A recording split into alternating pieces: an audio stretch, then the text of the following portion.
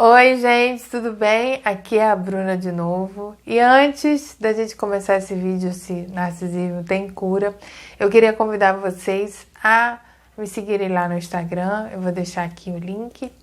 E também sobre os atendimentos, eu não vou parar, vou continuar. E são atendimentos online, tá, gente? Eu só trabalho online há já algum tempinho, uns bons anos aí que eu já atendo online. Então, fiquem tranquilos, tem a mesma eficiência.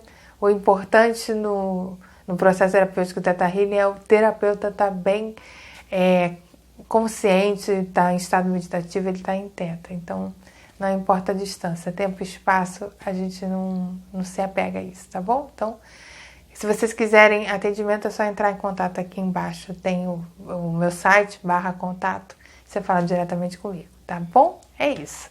Queridos, vamos lá. Narcisismo tem cura? Foi uma pergunta de um seguidor meu aqui. Ele estava falando, eu vou ter que desistir da minha mãe. E o narcisismo, ele é um transtorno de personalidade. É um jeito de ser da pessoa. A pessoa pensa, calcula, raciocina, sente desse jeito. E qual é o primeiro princípio para uma pessoa se curar, né? O que ela precisa para realmente ela se curar? Ela ficar melhor do que ela está, entrar em processo terapêutico, ver as questões dela, ver o que ela faz com os outros, ver o que ela faz consigo, ver a relação dela com o mundo, né? O processo terapêutico, ele tem um processo da dor, que a gente está muito doído. Tem um processo que a gente começa a limpar esse campo e começa a enxergar, né, os caminhos, referências, buscar acionar nossa força, nossa sabedoria interna. E tem um processo também de expansão. Eu, como terapeuta holística, eu posso falar assim, é um processo de expansão, onde a gente começa a se conectar com o divino e com toda essa energia da criação, né? Então, esse processo, ele faz muito parte do desejo de ser curado, né? Eu estava outro dia no Instagram, uma pessoa falou comigo, eu dei várias sugestões do que ela podia fazer, e depois ela falou assim, não, eu tenho fé que vai melhorar, né? Ela usou esse argumento. É uma resistência, né? Colocar em prática aquilo que eu sugeri, talvez não seja uma ajuda ajustada para ela. Então, cria resistência. Então, é interessante a gente pensar que o narcisista, ele não tem uma coisa chamada autorresponsabilidade.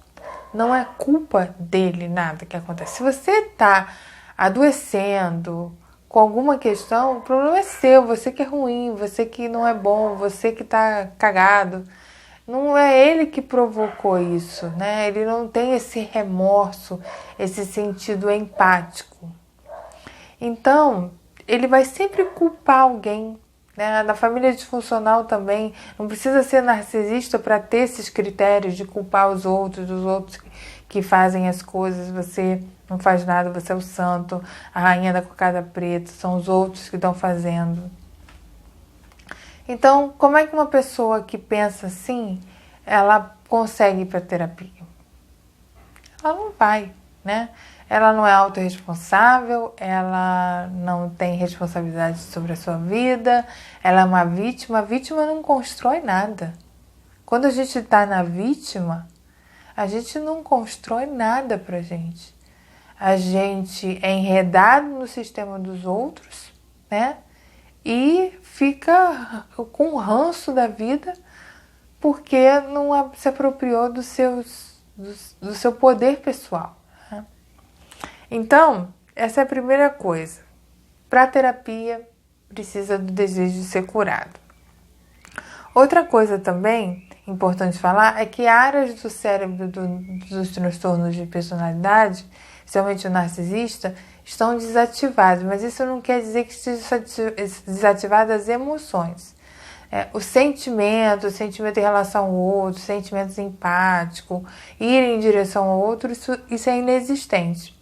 Mas ele tem emoções porque ele gosta do prazer. E o prazer mórbido de ver alguém sofrer. O narcisista, ele tem isso, ele é muito invejoso. Até anotei aqui, ele é muito invejoso. Ele tem muito ressentimento. ele tem raiva, ele tem sede de poder, tem ganância, ele é sem culpa, sem qualquer arrependimento. Então essa pessoa, ela parte de um princípio que os outros devem a ela. Eles são grandes credores da vida. E não precisa ter transtorno narcisista para ser um credor da vida. Credor da vida é quando a gente, é um termo que eu ouvi lá na minha terapia, lá em 1900, estou brincando, 1900, lá nos 2000, sabe? Assim, lá nos 2000. Gente, eu era um broto indo para terapia, uma menina, achando que a culpa das coisas era totalmente dela. Ai, meu Deus. Santa inocência. Sabia de nada. Então, teve uma vez uma paciente de Teta Healing que eu atendi, foi muito engraçada. Foi muito bonito, né? 20 anos, e cheia de angústia, e eu falava assim, você tem que aprender com a vida, você está aprendendo, calma, a vida vai te ensinar muita coisa, se aproprie da vida, pegue a vida e confie nela, junte ela como parceria, aprenda. Foi um dos atendimentos assim, mais marcantes da minha vida, que ela tinha 20 anos, achando que a culpa do mundo era dela, e a gente estava lá, não, vamos aprender com a vida. Eu tenho esses lemas, assim, vocês vão me conhecendo, vocês vão vendo as minhas falas, né, os meus roteiros internos. É como eu me curei, então eu passo isso para as pessoas. Então, gente, o criador da vida, eu vou dar um exemplo contrário, e aí vocês vão entender. E não precisa ser narcisista para ser criador da vida. Vou dar um exemplo. Eu acompanho há muitos anos aqui no YouTube a Flávia Kalina. Vocês devem conhecer ou não, né? Eu acompanho ela há mais de 10 anos. Tem 10 anos, eu acho que eu acompanho. E a Flávia ganhou um sorteio. Ela é uma youtuber famosa. Ela ganhou um sorteio, não. Ela ganhou um prêmio importante lá na categoria dela. E a mãe foi representá-la, ela não podia, ela tá com um bebezinho muito pequeno, muito dependente, ela mora em outro país também, e a mãe foi representá-la. Gente, o jeito que essa menina tava agradecida pela mãe era uma coisa impressionante de reconhecimento, de reconexão. A mãe foi, por livre e espontânea vontade, ela deixou isso claro, né? Ela não obrigou a mãe a ir. A mãe foi, pegou o prêmio, foi com o padastro, falou lá na frente. Foi super bonita. A mãe dela não é youtuber, não tem nada a ver com o trabalho dela. Mas a mãe foi representar. Ficou claro na cena dela falando que a mãe quis ir. E ela reconheceu que a mãe estava fazendo um favor. Que não era uma obrigação da mãe ir lá receber o prêmio, que era uma atitude amorosa, né, pela conexão que elas têm. Então, o credor da vida, ele acharia que essa cena não é mais que obrigação, que tem que fazer. Quando a gente faz atitudes amorosas em relação ao outro, a coisa mais bonita que o outro pode fazer pela gente não é nem agradecer, é o reconhecimento. A atitude amorosa não se cobra. A gente aprende.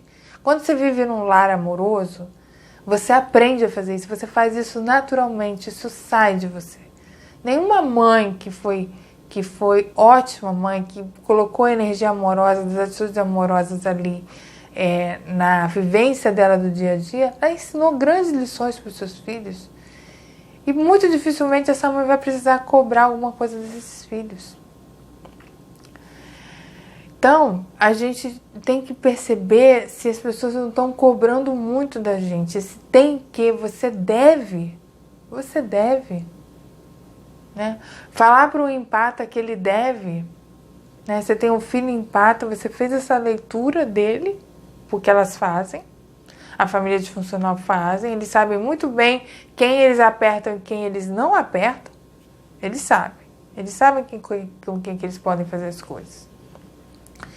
E aí ainda cobra, humilha, ironiza, invalida, usa tudo como suprimento.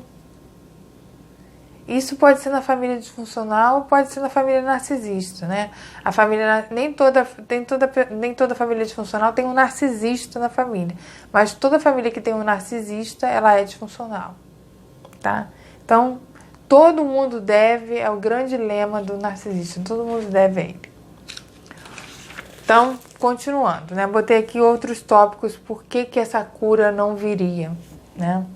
Eles não são autorresponsáveis, né? É sempre o outro que fez, é sempre o outro que arranjou, é sempre o outro que colocou ele no buraco. Ele não sai da vítima, ele não sai do vitimismo, ele não sai de um lugar muito pequeno, de muita mesquinhez, ele não sai daquilo, né? Eles são incapazes de amar, né? Então, por uma questão cerebral, a questão deles saberem e terem consciência dos seus atos, porque o narcisista ele tem consciência dos seus atos, gente, porque na hora eles são uma coisa dentro de casa e são outra coisa fora de casa. Se eles não contam o que eles fazem dentro de casa, fora de casa, eles sabem que tem que usar máscaras, eles têm um grau de consciência sim, tá? Eles são manipuladores. Eles se metem em confusão e acredito que os outros tenham que tirá-lo daquilo, né? Então, e aí pode ser múltiplo, né? Pode ser mãe que bebe, mãe que faz dívida, narcisistas que se metem em jogo, não trabalham, enfim, os outros têm que sustentar eles. É sempre essa lógica, né? Não mudam e não fazem nenhum esforço para mudar. E quando diz que estão mudando é para poder fazer com que você, depois do ciclo de violência, volte a se conectar com ele. Eles não se conectam com ninguém, mas eles querem que os outros estejam conectados com ele. Eles são cruéis, principalmente com o bode expiatório. O bode vai ser o grande jogador, ele vai lançar sobre esse bode todos os detritos, todo o lixo emocional que ele tem. Eles não aceitam perder, então eles articulam para poder ganhar sempre, né? Mentem compulsivamente. A mentira, não há nenhum remorso, nenhuma vergonha em mentir. E para eles, eu acredito até que não seja mentir, tem que falar isso para poder se safar.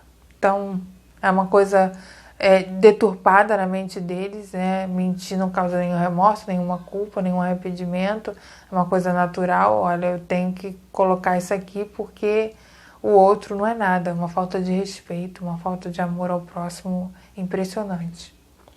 Difamam as suas vítimas, então todo mundo, desde criança essa vítima é mal falada na família, pelos vizinhos.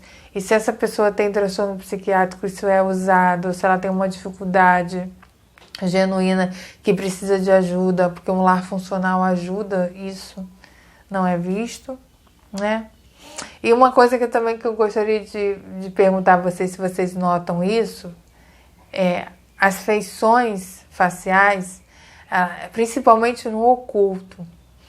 Narcisista oculto é uma coisa dentro de casa e é uma coisa fora de casa. Não sei se vocês repararem, o narcisista oculto, ele em casa ele tem as feições mais pesadas, né?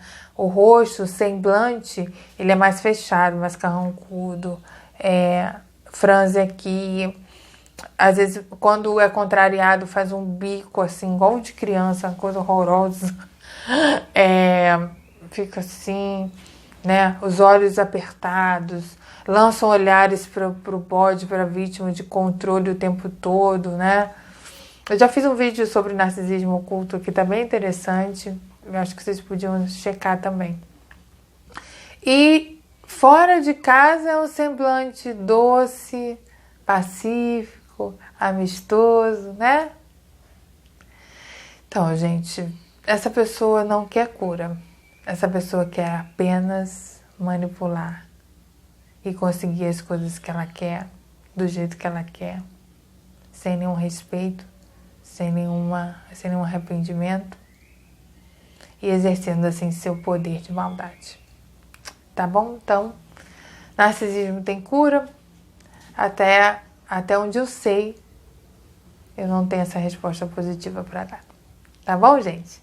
Então é isso. Espero que vocês tenham gostado do vídeo. Um super beijo. Tchau!